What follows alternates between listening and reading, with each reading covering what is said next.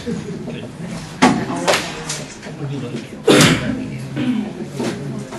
a door. Yeah. Always have get a couple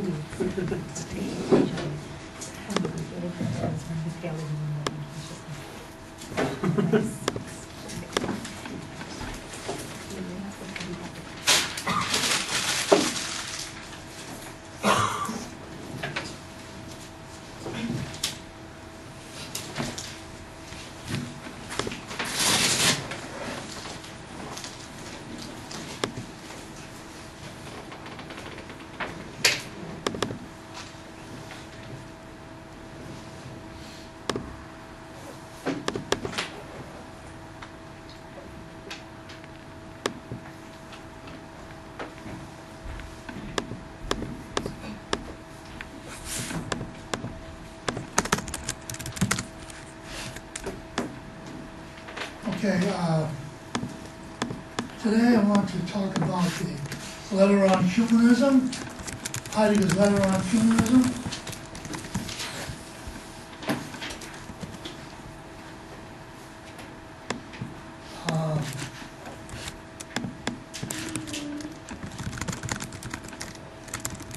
This is a very delicate subject, particularly right now among academic humanists who, of course,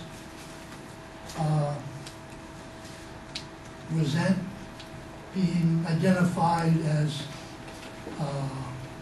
humanists in the sense that Heidegger is identifying the humanist tradition. Very contested, very inflammable situation, totally unresolved, and for this reason, this essay is very necessary to understand what Heidegger means by humanism in his, first of all, violent, well, I wouldn't say violent, but very strong critique of the humanist tradition, Western humanist tradition. But also because Heidegger's essay triggered a whole momentum, anti-humanism, which is fundamental to the post-structure revolution. It's anti-humanistic. So you can see, just on the basis of putting it that way, that we're dealing with a very touchy subject, which needs some degree of clarification.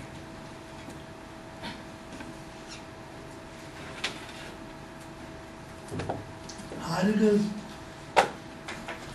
analysis of the humanist tradition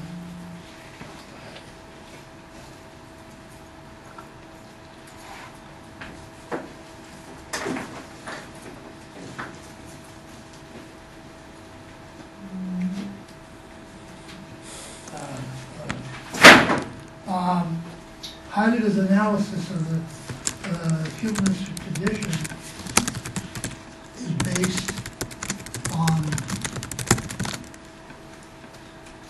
in a fundamental way, on the difference, the radical difference he finds in the concept of truth as it was understood by the Greeks, aletheia. I'll come back to that. On the one hand, and the Roman appropriation of this concept of truth, aletheia. Its appropriation was totally reduced what is essential in the Greek concept of truth. Aletheia means hyphen, as in ahistorical, lethea, which means basically forgetting.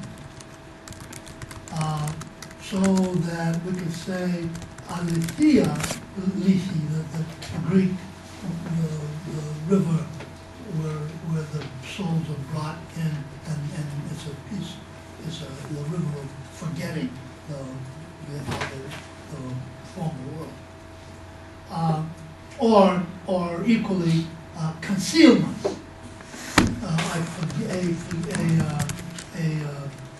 Unforgetting or an unconcealment.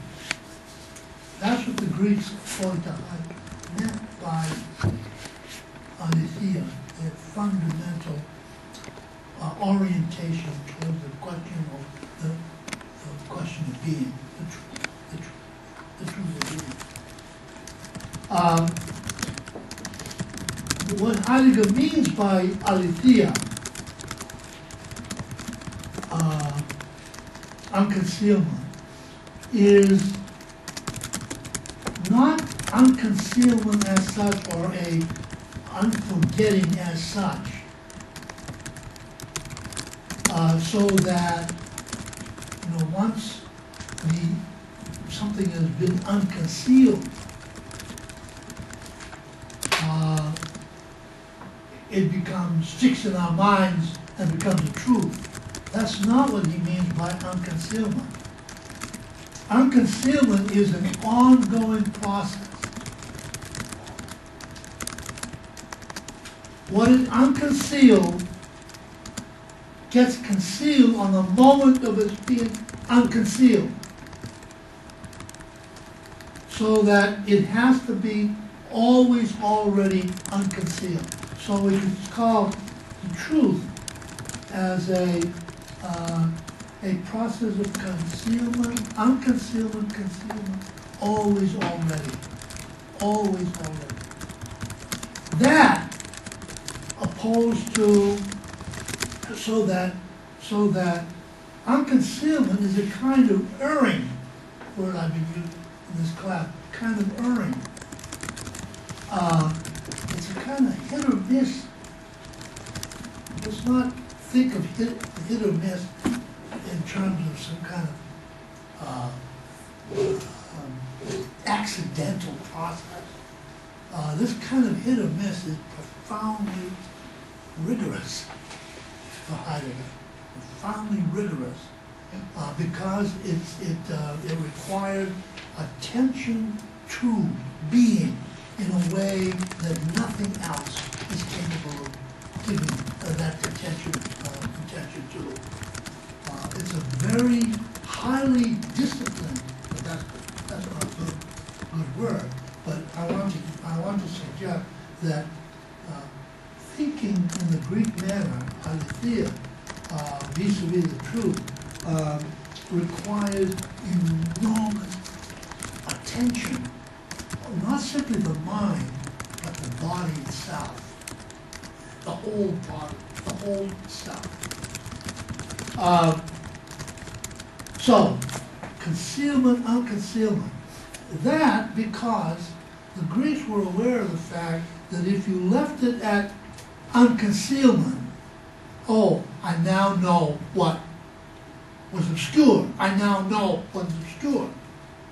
You fix that knowledge of what was obscure in such a way that it becomes a truth for all time, for universally.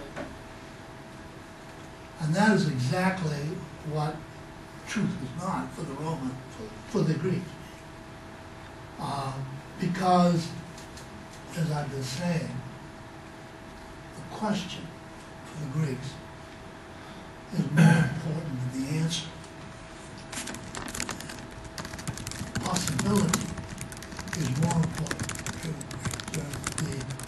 The term that Heidegger uses to refer to this in the essay, möglich, possibility. And I emphasize that as I've been emphasizing the concept of possibility throughout this course, because it is precisely that möglich, that sense of possibility in itself, unrelated or untethered to the act possibility in the act. Untethered to it, that what Agamben picks up from Heidegger and becomes fundamental to his whole orientation toward the question of being, thinking, and not least of course, but becoming community.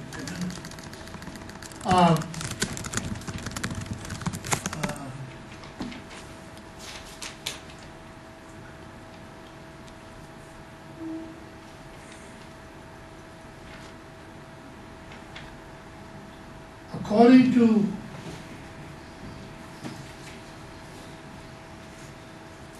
let me backtrack just a little bit.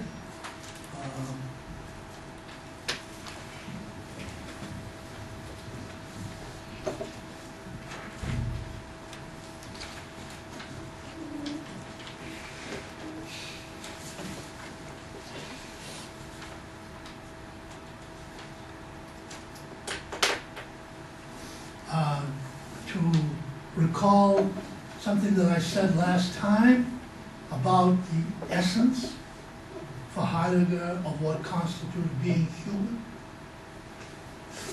I said that on the basis of his analysis of Dasein, being there, the human being in being in time, concludes that the essence, the existential essence in his existential analysis of being in time, of human being, Dasein, in being in time, the essence, the existential essence, the fundamental category of human being is his care, Sorge. O-R-G-E, Sorge, his care. In the sense that he is a insistent, existent being. He has something that the rest of being does not have, which is to say his consciousness.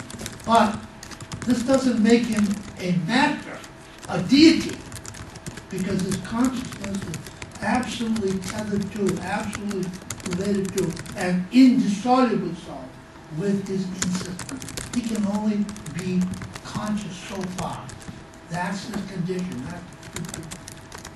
As a consequence, you can easily see, therefore, how easy it would be for man to decide, well, since I've got my consciousness, and stones don't, or nature doesn't, then I am nature's master, the master of trees, plants, animals, stones, so on. I am. And of course, what Heidegger is saying in the ontotheological tradition is that interpretation of man that has become predominant in the time of the Romans. More complicated than that, but that's ground zero. Whereas from the Heideggerian point of view, this condition of being existent, insistent, ontic, ontological, conscious, and unconscious, physical, places an enormous burden. There's a lot of difference between being a master and placing burden on humanity. And the burden, of course, is his responsibility, his responsibility, his responding to being in all its manifestations, his being the caretaker of being. There's an enormous difference between those master and caretaker. As put up.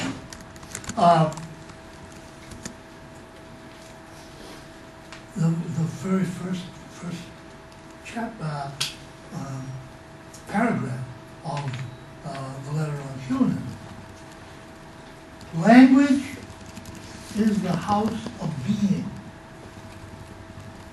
In it, its home, man dwells. Those who think and those who create with words are the guardians of this home. Their guardianship accomplishes the manifestation of being insofar as they bring the manifestation to language and maintain it in language through speech. Thinking does not become action only because some effect issues from it or because it is applied.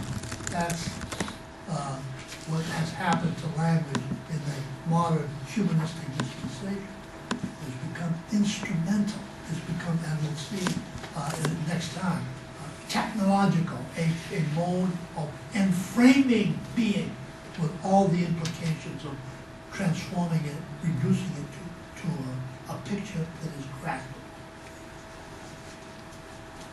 Thinking does not become action only because some effect issues from it or because it is applied. Thinking acts. Thinking is an action in itself, acts insofar as it thinks.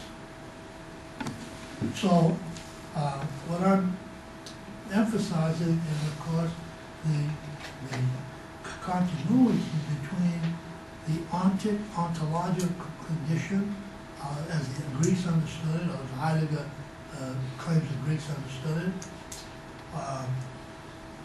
and the imperative of responsibility, of caring.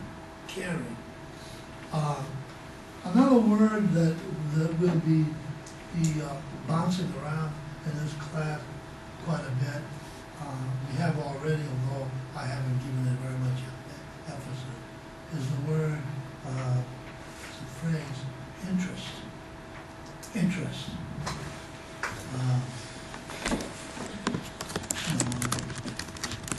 That's a profoundly loaded term that has a lot of consequences,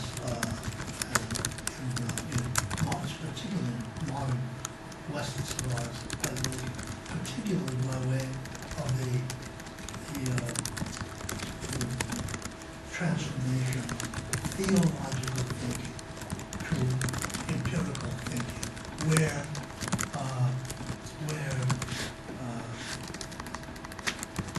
the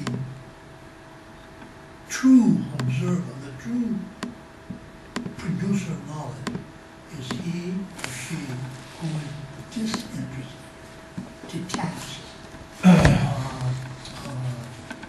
objective, so on and so forth.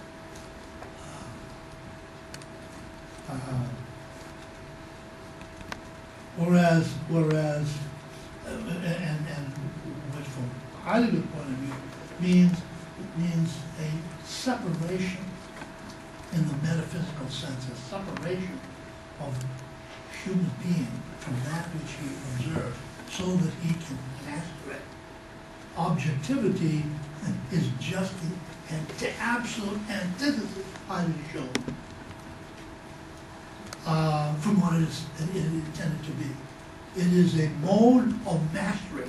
We're going to see that in the essay on technology, particularly essay on technology. A mode of mastery. Disinterested is a mode of mastery. Ironically, therefore, interestedness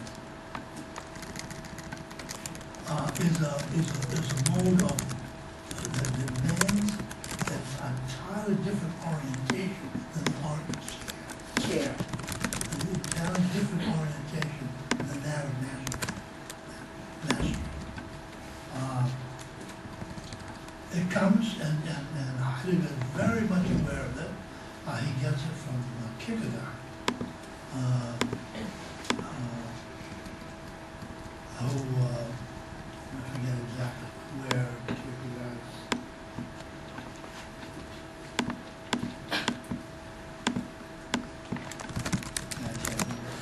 anyway, where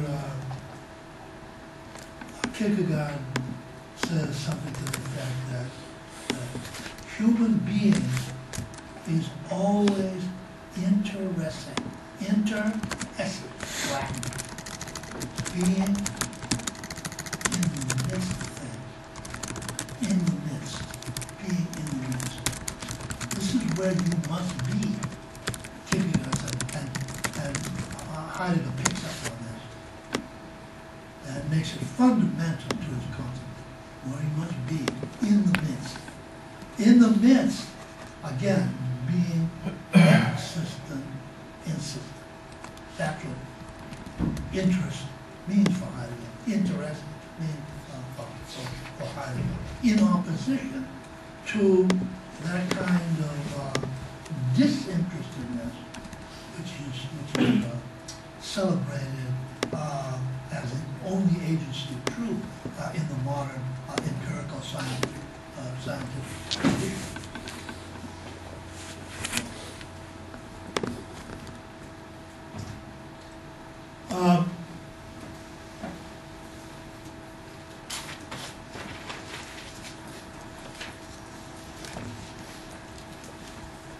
The passage that I want to focus our primary attention on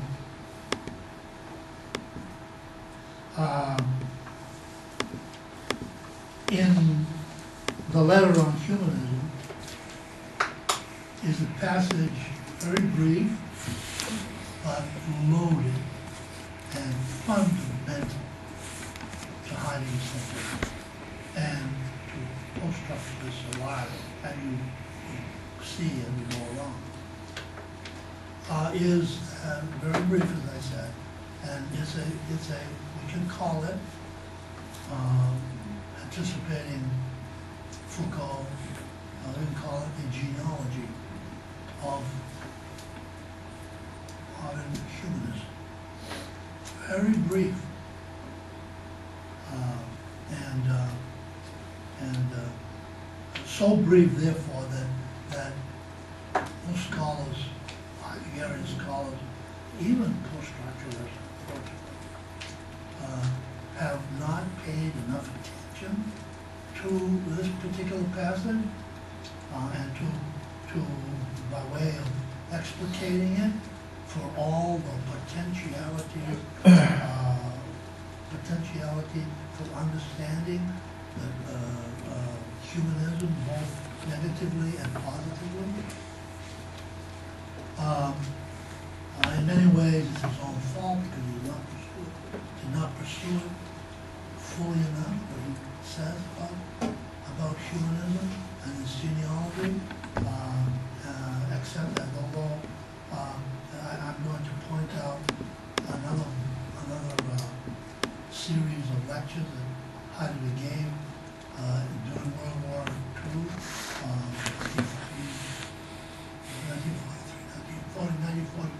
1943, on the Parmenides, on the presupposed Parmenides, in which he picks up where he left off, so brief comments in letter on humanism, to show that it is an issue in his mind, and as much as he resists it, it's an issue that he can't escape. Anyway,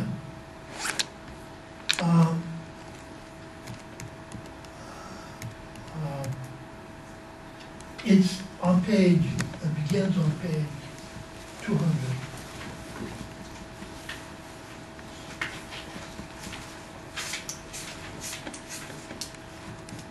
Humanitas, explicitly so called, was first considered and striven for in the age of the Roman Republic. That's the beginning of the genealogy, of his genealogy, of humanism, as that term has come down to us and is so determinate of how we in the modern world understand being. He says, what he's saying here is that nothing to do with it's a Roman invention. But what's interesting is that he tries to tell us why the Romans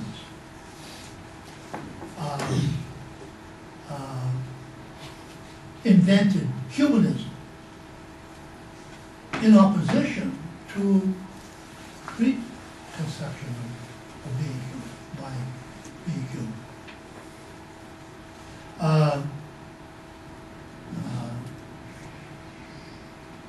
And in the process, of course, articulates a whole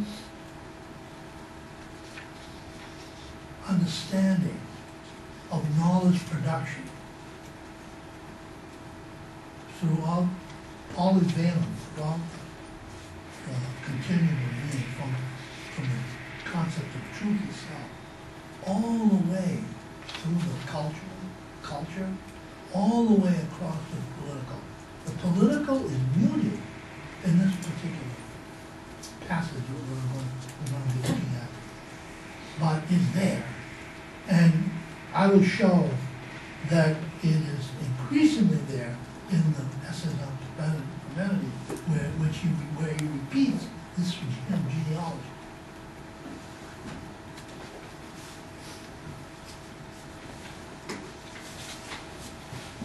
Humanitas, explicitly so called, was first considered and striven for in the age of the Roman Republic. Homo humanus was opposed to Homo barbarus. That's a binary opposition that's fundamental to ontotheological thinking, the binary logic, us against them. And the enablement of the Roman Homo humanus to represent his other, no matter what his other, in the sense of being different from himself as a barbarian, as inferior.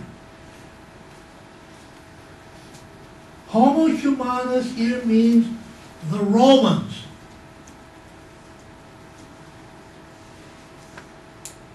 This is a colonial imperial orientation. He doesn't pursue that, but it's there. The very fact that he invokes the term Homo humanus in opposition to Homo barbarus. By the way, this is controversial, but I think it's worth mentioning that the Greeks, the barbaros is a Greek term, barbaros. But I think what Heidegger is saying is that the Greeks did not understand the term barbarous, which they coined, barbarous, barbarian, in the sense of a impossible entity that justifies his or her colonization, which it does for the Romans. Barbarous remains for the Greeks not barbarian in this sense of the word. It means stranger. That's a lot of difference between being a barbarian and being a stranger.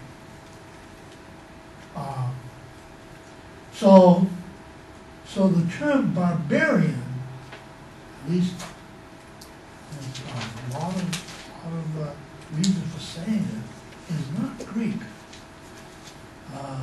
Greeks had a much more tolerant attitude towards the stranger. It was always conflicted, always anxious situation, but much more open-ended. And this is one reason why, for example, Herodotus, the great historian who was so interested in Africans, Egyptians, Persians, and so on and so forth,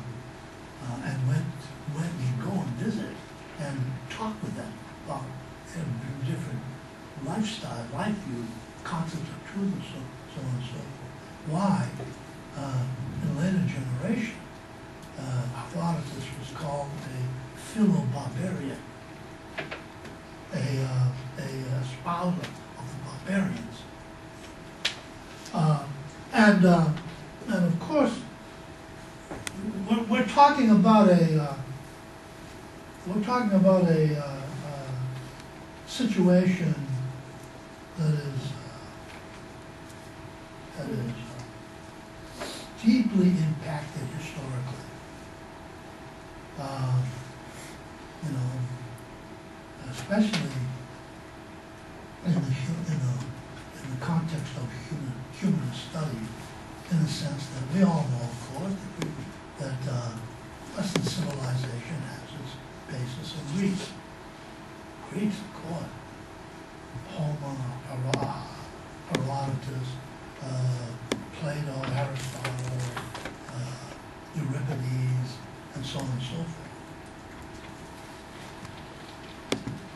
But increasingly recently, that notion has been, as it should be, very severely challenged.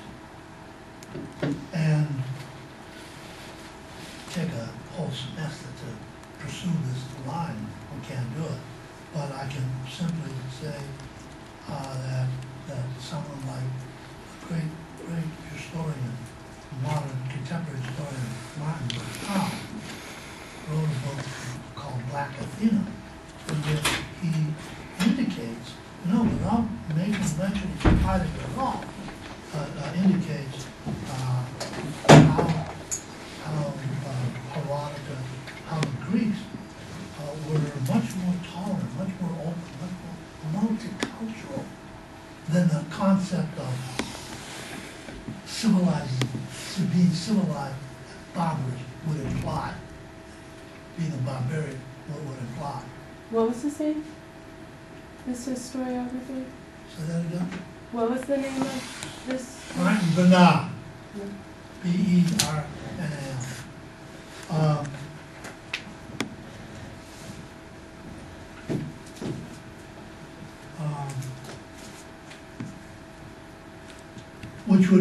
Which would tend to verify the origins of the etymological meaning of barbarism, the difference between being a stranger on the one hand, from Greek perspective, and being an inferior on the other.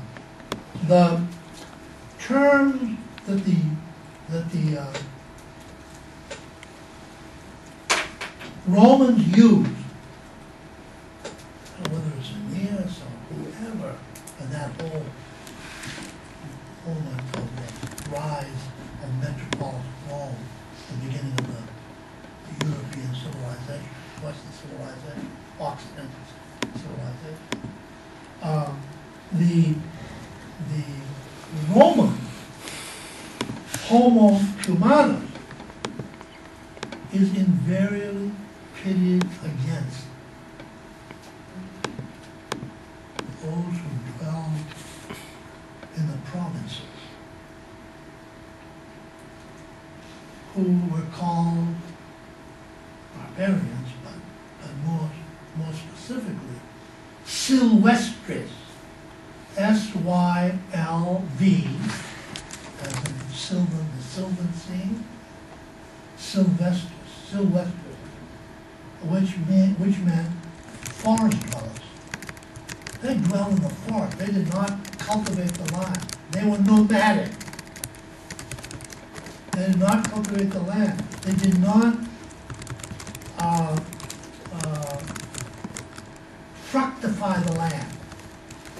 They did not create civilization. They were not sedentary. To become civilized, you must become sedentary. Chop the trees down, plow the land, colonize the land. The Roman word for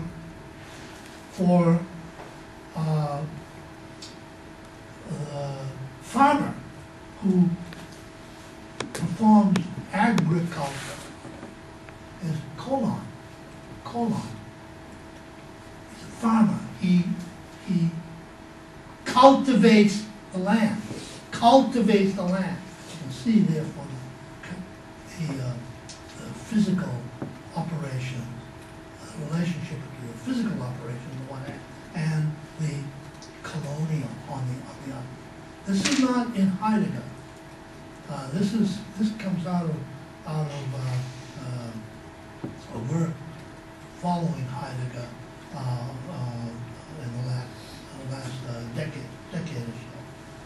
But you'll see that Heidegger is intuiting this connection between, say, cultivating the land and colonizing.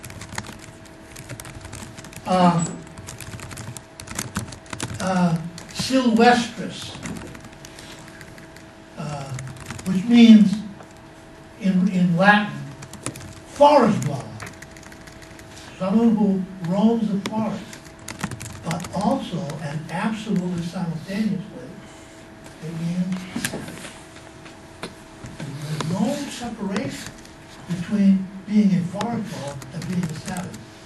I might also add, for the sake of bringing America into this whole play, it is precisely this distinction, Roman distinction in the 17th century, all the way through westward expansion of America, that determined the relationship between the colonizers, who bring the land to fructification, and on the one hand, and those who dwell and roam the forest, the vagabonds, as the Cooper calls them. The Indians were vagabonds. They were nomads. All the terms for unsedentary, these guys all used throughout the whole 19th century. So that's what I mean when I say this notion we're talking about vis-a-vis the contrast between Greek errancy and Roman humanism is enormously complex, deeply inscribed in the history of Western civilization. The one point that I would want to make, at least to you, that you keep in mind as a possibility, is that from this Heideggerian perspective,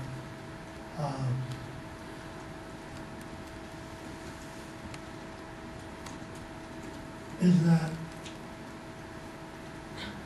the entire history of Western civilization is infused, is inscribed by this Roman perspective. Through the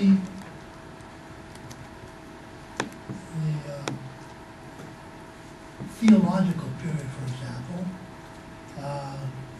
in the sense that the church in the medieval era modeled itself on the Roman Empire. You all know that. And had nothing to do with Greeks. Greeks had nothing to do with empire. And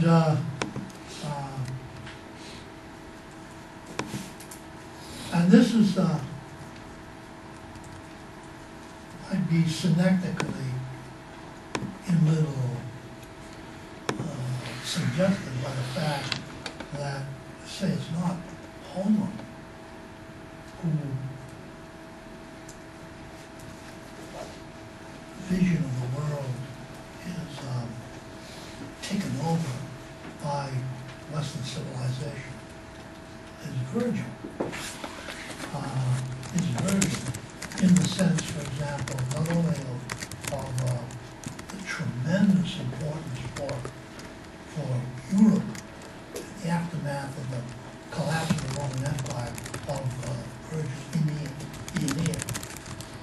But as manifested, for example, in the period of Dante, when great, emblematic,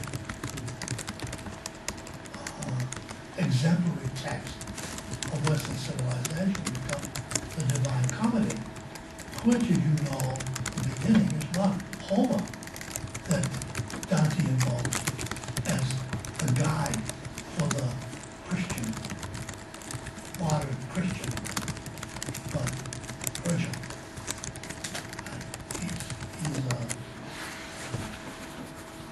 He woke one day, found himself lost in the comet, didn't know where he was at.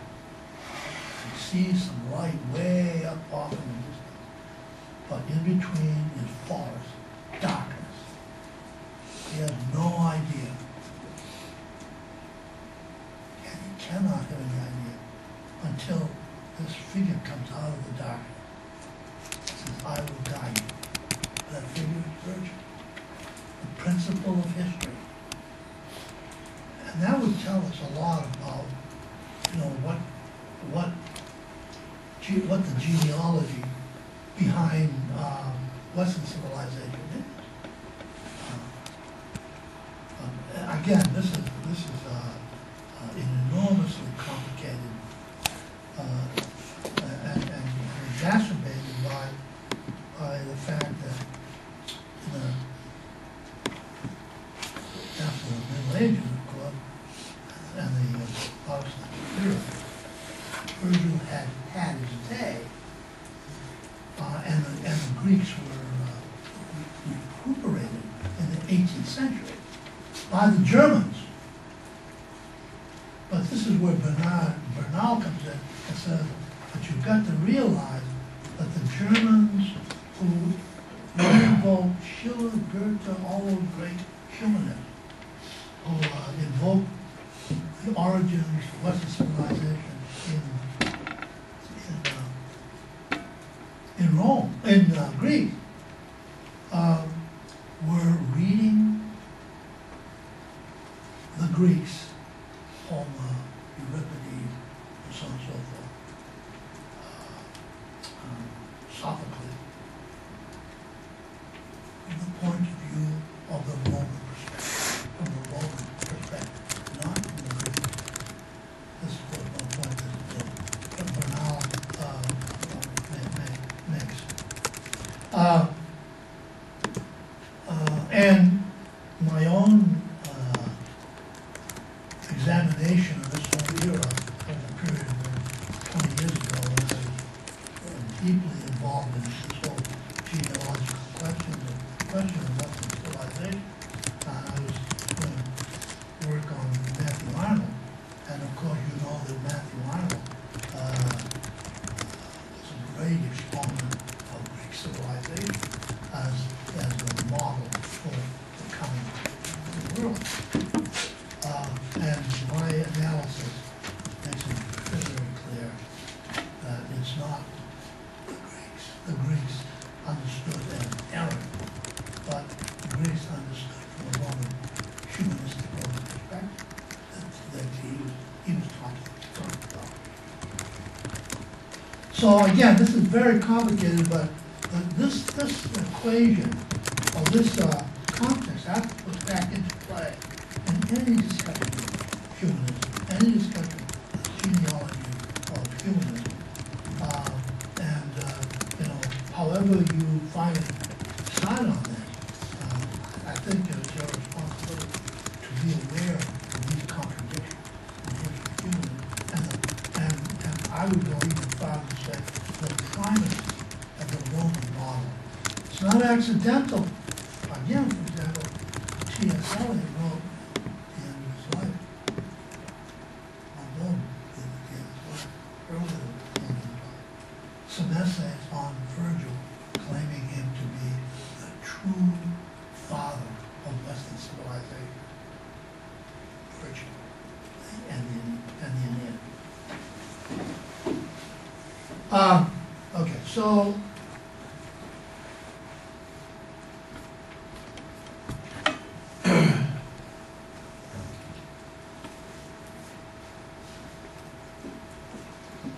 Homo humanus was opposed to Homo barbarus.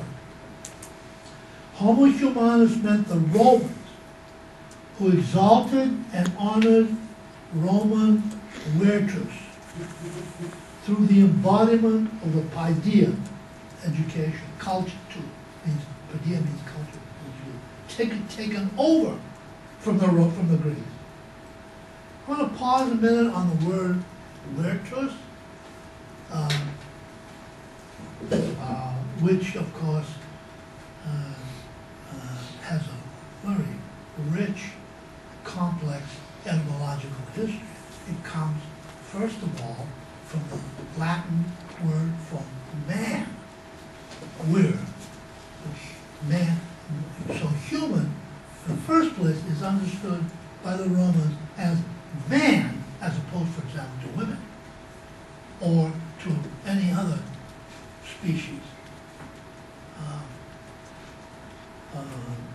human species. It also means virtue in the sense of goodness, virtue in that sense of the word. Man equals someone who, if he's manly, he's virtuous. And also means power. Virtuous meaning power, potential, power. Those three aspects is what are contained in that word. That's why Heidegger uses it. Means the Roman who exalted and honored Roman virtues through the embodiment of the paideia, education, taken over from the Greeks. Then he goes on to explain that this does not mean that the origins of humanism is in Greek. It's in the Roman interpretation or representation. These were the Greeks of the Hellenistic age. These are not the Greeks that Heidegger refers to, Homer, Euripides, Sophocles, even Aristotle and Plato. These are the Romans of the first century. These are the Greeks of the Hellenistic age. That's the first century, which had abandoned the errant dynamics of truth, discovery, fear by their forebears. These were the Greeks of the Hellenistic age, whose culture was acquired in the schools of philosophy. You remember, of course, that Plato and the Greek philosophers, Socrates, Plato, they went down into the agora and taught. They didn't have institutions of education. They did not formalize knowledge production. They thought, at least it's the idealization, they thought. It was free inquiry. Nothing was at stake. Nothing was at stake except being. Nothing was at stake in the sense of getting something done, finding answers to. It was a matter of questioning, of thinking, the wonder precipitated by the being of being. At the end of the Greek period, schools of philosophy were formulated in the first century, second century AD, and they're fundamentally tied to the Roman, the imperial triumph of Rome over the known world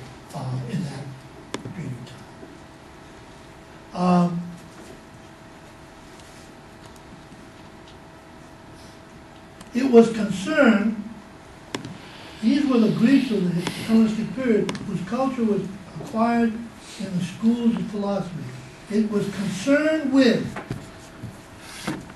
eruditio et institutio in bonus arte.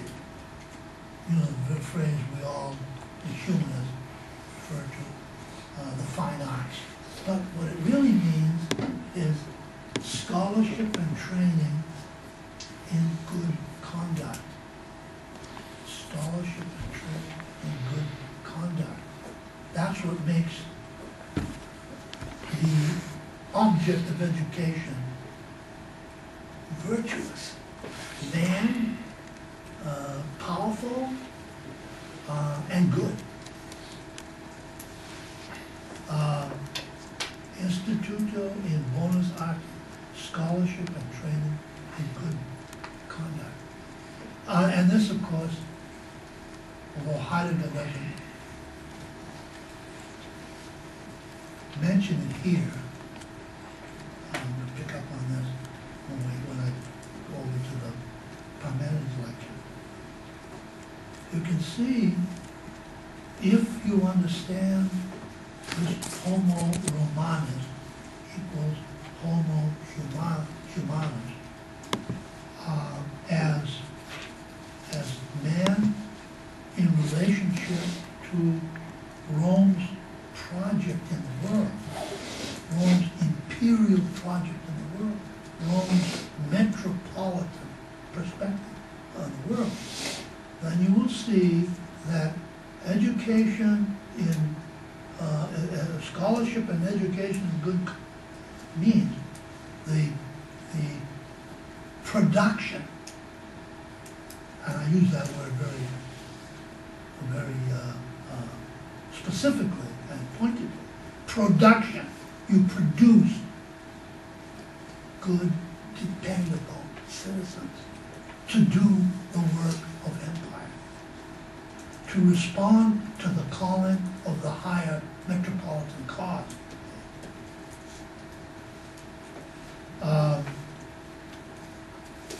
Who will give his life to the imperial project. That's not here, but once I say this, you can't escape it. But as I'll show in the Parmenides lecture, it is stated overtly. This is one of the things that's so agonizing about Heidegger, why he didn't pursue this farther. And didn't pursue this farther. So crucial. Somewhere along the line he backed off. I don't know. Anyway, so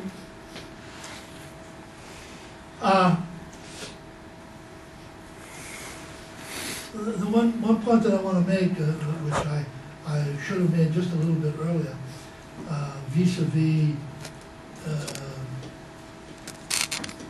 Greek notion of truth without idea. The Romans, in contrast, represented this, felt very uneasy about this kind of concealment, unconcealment that gets nowhere, or that's the way they read it, gets nothing accomplished. It's a kind of thinking that seems just to be for its own sake. So they took the Greek concept over, but in the process reduced it to an orientation towards being, which had as its fundamental purpose getting answers from it. And that term is a term that is the model, for example, of Harvard University, veritas, truth. In Roman, in Latin, the truth equals veritas. And what it meant was, as Heidegger consistently all through Being in Time and other essays throughout his entire career.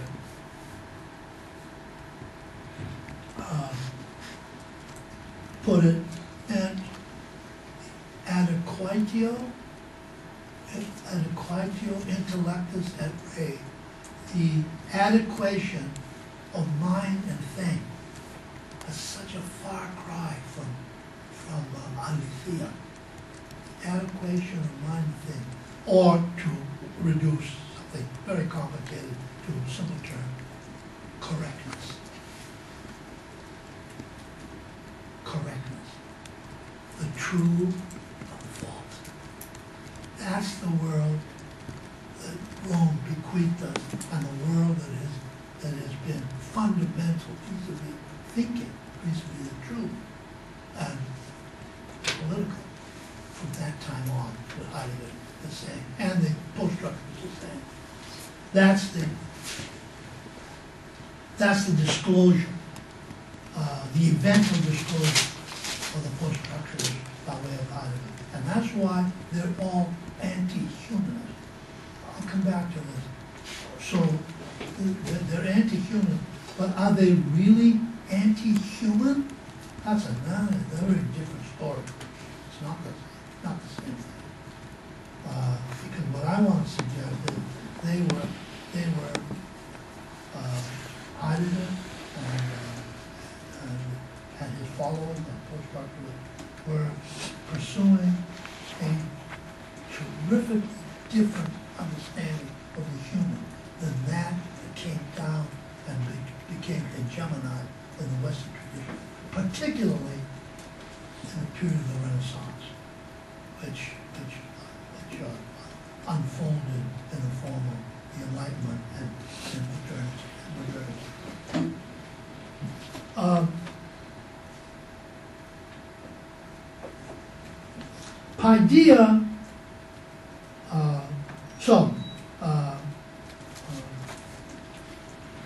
Paideia understood as eruditio et institutio in bonus artis, scholarship and training in good conduct, has as his point of departure the reduction of aletheia to veritas, to the true and the false. Paideia, thus understood, was translated as humanitas. The genuine romanitas of Homo Romanus consisted in such humanitas, i.e., human equals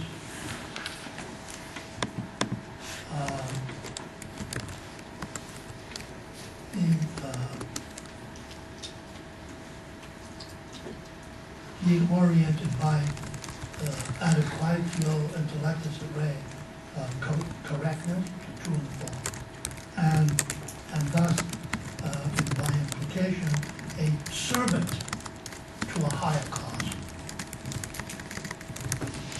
We encounter the first humanism in Rome. The Greeks had no word for humanism, for Heidegger. It therefore, whereas the Romans used it all the time, it therefore remains in essence, a specifically Roman phenomenon, which emerges from the encounter of Roman civilization with the culture of the late Greek civilization. The so-called Renaissance, the European Renaissance, of the 14th and 15th century in Italy is a Renascentia Romanitatis. We all know this. The Renaissance was the recuperation after this called Dark Ages of antiquity, the literature of antiquity. But the literature of antiquity mediated by its translation by the Romans. Almost all the texts that Shakespeare read, that Sidney read and so on and so forth were Roman text translations of Greek text. Only rarely, but even those texts the Greek texts that emerged in their own language were mediated by the Roman perspective. That's what Heidegger means when he said that the so-called Renaissance of the 14th and 15th century in Italy is a relichentia Romanitatis. Because Romanitas is what matters. It is concerned with humanitas and therefore with Greek ideas. But Greek civilization is always seen in the light in the later form. And this itself is seen from a Roman point of view.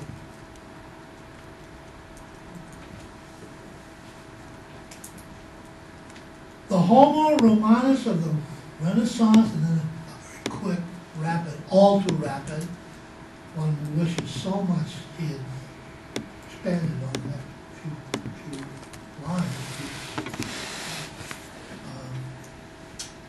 But they're so concise that it's very easy to infer what he means by this, by what he says in this kind of very laconic way.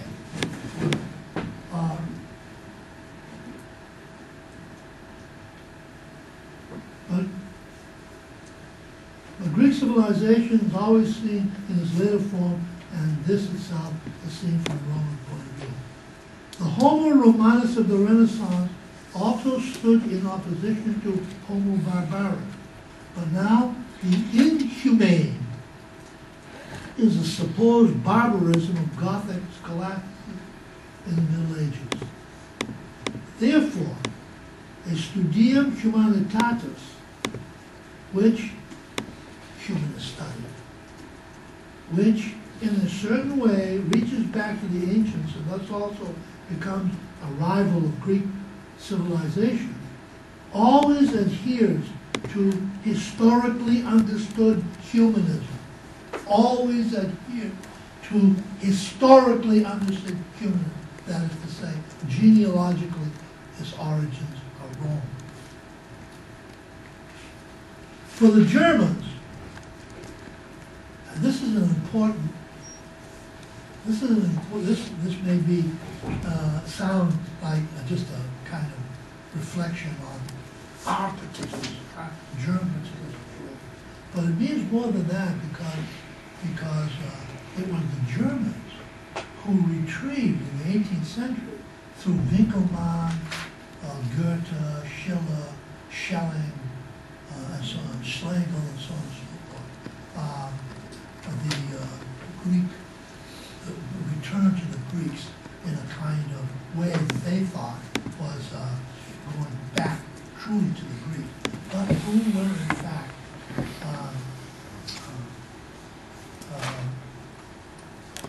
representing these Greeks from a Roman imperial perspective. They're highly visible retrieval of the Greeks in the 18th century, and by, of course, by way of the Germans in England, France, especially in England, 18th century revival, classical Greek civilization.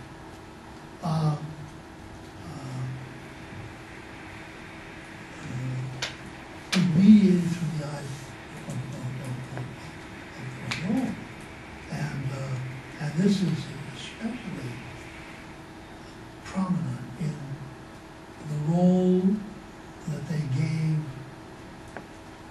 the Aryan race to the Greeks of ancient Greece, and triggered the identification of Aryan Greece with Nazism. It's unfair to identify Winkelmann, Goethe, and Schiller with Nazism. That's not. That's not the point that I want to make. But insofar as they do not think the distinction between the Greek aletheia and the Roman veritas, they put themselves in a situation where they can be interpreted as founders of National Socialist Nazis and the whole Aryan race perspective. And that, again, this is not me, this is not, this is Heidegger, and a lot of the constructive. It also is a momentum that is of analysis, historical analysis that is emerging, has become emergent, particularly by way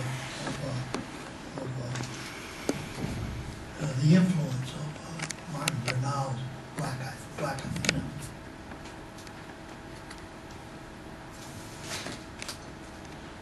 For Germans, this is apparent in the humanism of the 18th century, supported by Winkelmann, Goethe, and Schiller. On the other hand, Hölderlin, the great German poet, Heidegger,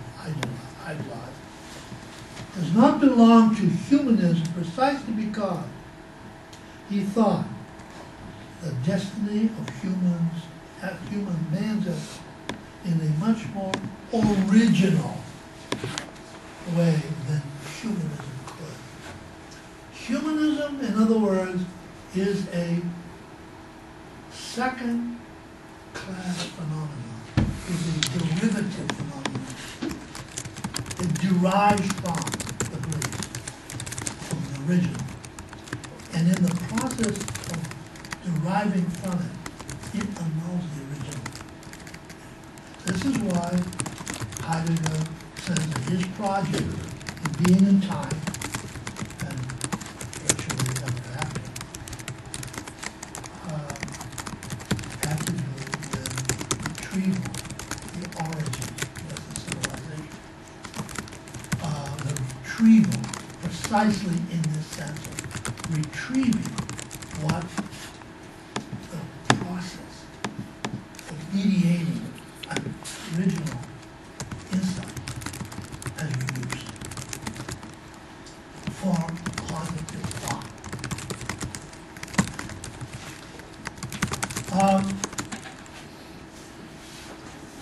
What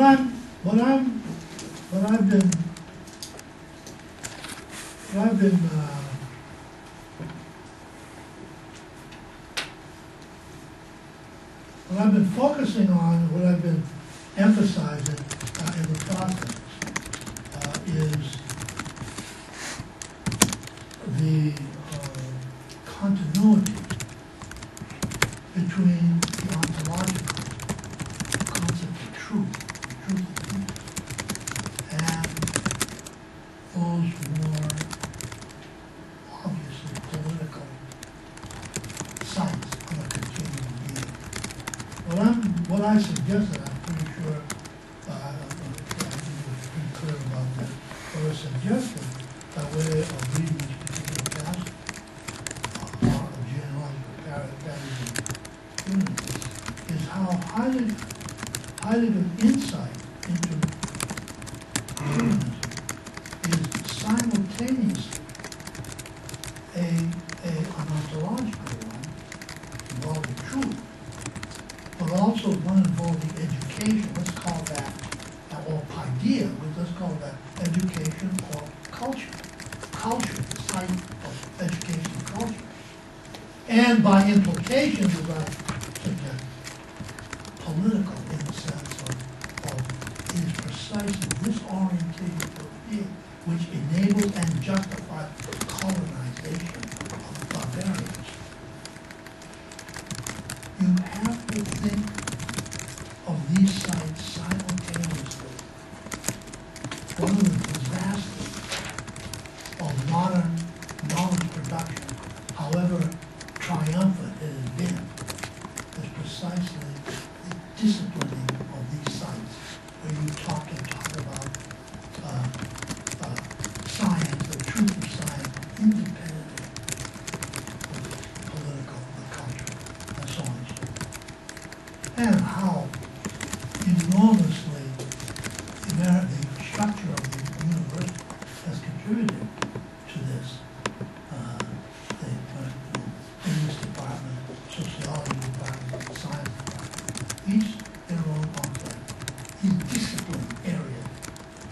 to this notion of discipline, and disciplining knowledge will become increasingly important, particularly when we come to grow and then this idea. But anyway, again, I'm giving a lot of attention to these two passages of Heidegger in order to suggest that what I've been talking about, radical attention, is there in Heidegger. Anti-colonial,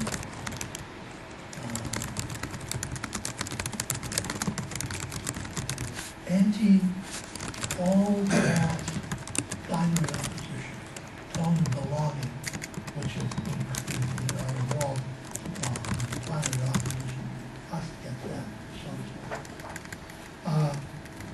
But I also want to admit that